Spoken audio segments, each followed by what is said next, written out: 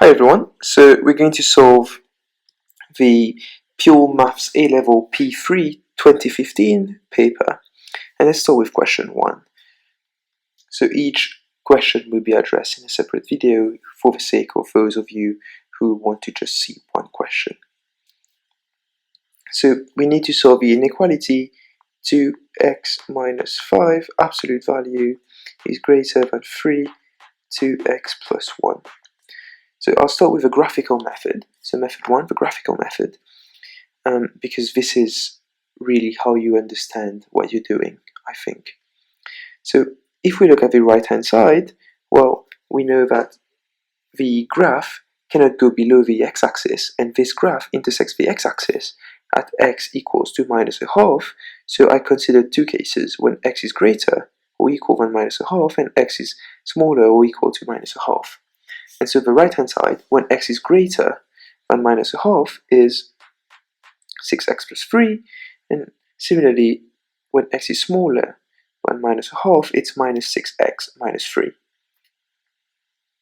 So the left-hand side, we do the same thing, but this time the graph will intersect the x-axis at x is less than 5 over 2, and x is greater than 5 over 2, x is less than 5 over 2. We have the left-hand side be 2x minus 5 when x is greater than 5 over 2 because it's positive, and when x is less than 5 over 2, the absolute function essentially changes to x minus 5 to 5 minus 2x.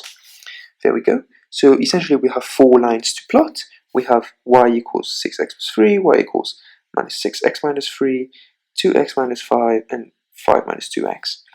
So we plot those four lines as shown here. Let me do this. There we go. We plot those four lines as shown here, and this is what we obtain. So the orange line corresponds to the left-hand side, and the red line, it's red and black, corresponds to the right-hand side. Okay, so clearly this branch is no good because right-hand side is greater than left-hand side for all values of x greater than 5 over 2. So we need to focus on here, and what really we want is that region right here. So that region from here up to that point here. There we go. So how do we find this point?